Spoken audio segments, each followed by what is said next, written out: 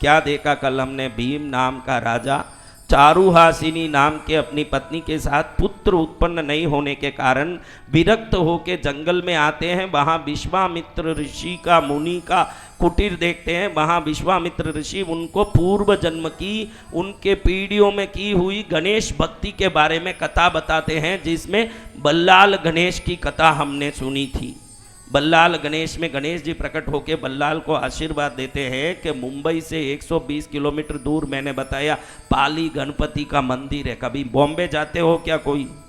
तो जरूर बॉम्बे जाते हो तो वहाँ से 120 किलोमीटर में अष्टविनायक में पाली गणपति है, वही ये बल्लाल विनायक है। वहाँ दर्शन करने वालों को गणपति ने वरदान दिया है कि सब दुख मिटेंगे। वहाँ जाके आप जरूर दर्शन करना। वहाँ हमने कथा सुनी, वहाँ जो वल्लभ राजा की कहानी सुनी कि वल्लभ भी अगले जन्म में दक्ष के रूप में प्रकट हुआ, जो कोढ़ी था, अंधा, बहरा, गूंगा था और एक ब्राह्मण के शरीर के वायु के स्पर्श से ठीक हो गया। बाद में गणेश जी की साधना मुद्गल मुनि से लेके उन्होंने की और उससे गणेश जी प्रसन्न होके बल्लाल को अपने लोक में विमान में सशरीर बुला लिया और बल्लाल गणेश लोक में पहुंचा।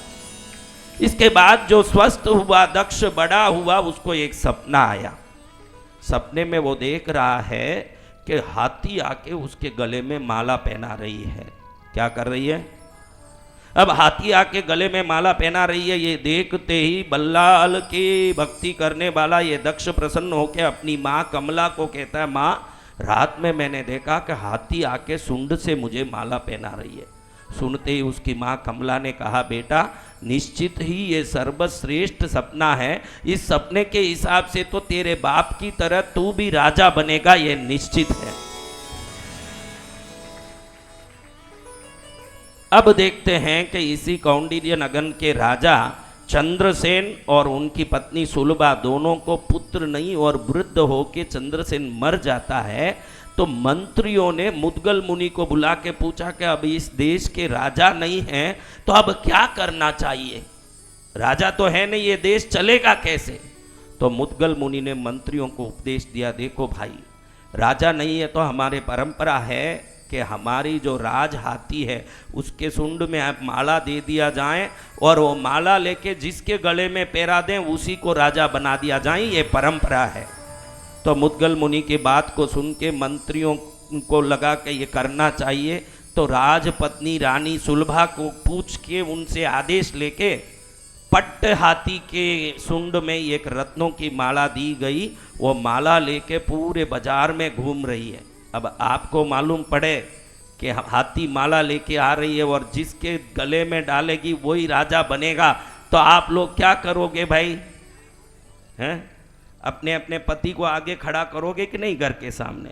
उधर भी पूरे गांव की औरतें अपने अपने पति को, अरे आपको बुद्धि नहीं है, अब इधर कहाँ घर में बैठे हो? आज तो हाथी आ रही है, जिसके गले में माला पहराएगी वही राजा बनेगा। कब तक मैं आपकी नौकरानी की तरह पड़ी रहूंगी? मुझे भी रानी नहीं बनना है क्या? जाओ आगे खड़ो। हर औरत अपने पति को धक्का मार के आगे खड़ा रही है, लेकिन हाथी किसी को देखता ही नहीं है और सीधा आगे जा रहा है। कहाँ जा रहा है? सीधा आगे जा रहा है और आगे जाते जाते जाते जाते जंगल में प्रवेश कर गया, क्योंकि उस हाथी को गणेश जी चला रहे हैं। कौन चला रहे हैं? गणेश जी ने सोचा कि दक्ष को उसकी साधना से मैंने आशीर्वाद दिया है तो इस संसार में वही राजा होगा जो देवताओं की कृपा प्राप्त किया होगा। जो भटकने वाला कभी राजा नहीं बन सकता है। तो गणेश जी की कृपा से वो हाथी जंगल में जाता। अंदर जाओ तो जहाँ कमला और दक्ष जंगल में पड़े हैं उस जगह गया।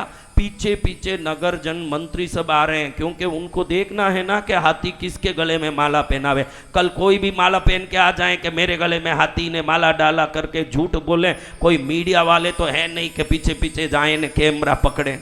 अब आज तो कहाँ कहाँ घुस जाते हैं ये मीडिया वाले, भगवान जाने। उधर से दिखा रहे हैं, देखो मंत्री जी पैकेट से क्या निकाल रहे हैं ऐसे।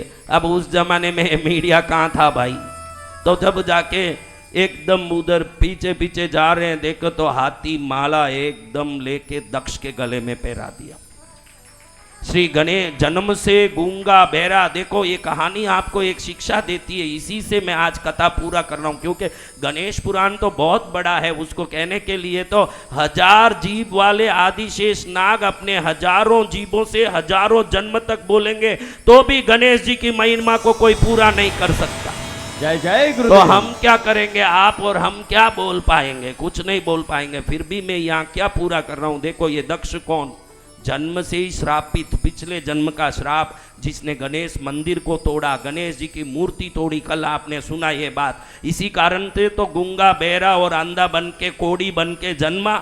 आज वो ठीक तो हुआ ही, राजा भी बन रहा है। ध्यान रखना, आप किसी भी दुख में हो तो अपने देवताओं को प्रसन्न करने की कोशिश करो। अगर अपने घर के देवता प्रसन्न हो गए, दुख तो जाएगा ही, राजा जैसे जीवन भी प्राप्त होगा। ये कहानी वही बताता है।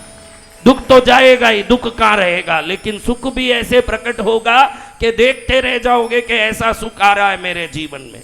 हाँ, मेरा तो उद्देश्य यही है कि किसी बहाने भारत में सनातन धर्म और धर्म की भक्ति बनी रहे, यही मेरी इच्छा है।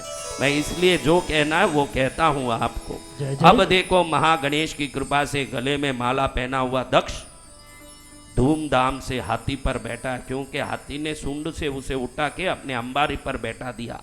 अब कल तक कोड़ी रहा, गूंगा रहा, अंधा बहरा रहा दक्ष आज पूरे देश का राजा बन गया। चारों तरफ से लोग फूल डाल रहे हैं, भले अंदर से जल रहे हैं कि ये हाथी हमारे पति के गले में माला नहीं डाली, नहीं इसको डाल दी। भले अंदर से आप लोग जलते ही हो, लेकिन बाहर वो आदमी आता है तो आप क्या करते हो? हाँ, बहुत अच्छा हुआ, बहुत अच्छा हुआ करते हो कि नहीं? ये नाटक पहले जमाने से चल रहा है, आज नहीं चल रहा है, अनंत युगों से ये सब नाटक चल रहे हैं। सब लोग फूल डाल रहे हैं, सब लोग जय जयकार कर रहे हैं, सब लोग तारीफ कर रहे हैं। धूमधाम से दक्ष राज मंडप में पहुंचा, शुभ मुहूर्त निकाला गया। राज पुरोहित वेद पढ़ती ब्राह्मणों को बुला के वेद मंत्रों को पढ़ते हुए दिव्य गंगा जल, गोदावरी, नर्मदा, कावेरी, सिंधु आदि अनेक पुनीत नदियों से जल लाके बैठा करके राज सिंहासन पर दक्ष का अभिषेक कर रहे हैं। दक्ष हाथ जोड़ के कह रहा है कि ये राज्य को मैं भगवान गणेश की कृपा से चलाऊंगा और भगवान गणेश की कृपा से ये राज्य के प्रजा सदा निर्विघ्न जीवन जिए, ये प्रयत्न करूंगा। ऐसे प्रार्थना करते हुए मन में बोम गम गणपतये नमः, बोम गम गणपतये नमः प्रार्थना कर रहा है। इधर धूमधाम से उस पर राज्याभिषेक हो रहा है। पवित्र राज्याभिषेक प्राप्त करके दक्ष जैसे राजा बना, एक कोड़ी, गूंगा, बहरा, अंधा। हम भी आज वैसे ही दुखी जीवन भले ही जी रहे हैं, लेकिन ये गणेश पुराण के श्रवण की महिमा से हम भी दक्ष की तरह राजयोग प्राप्त करेंगे और हमारे जीवन में मंगल ही मंगल होता रहेगा। ऐसी प्रार्थना करते हुए यहाँ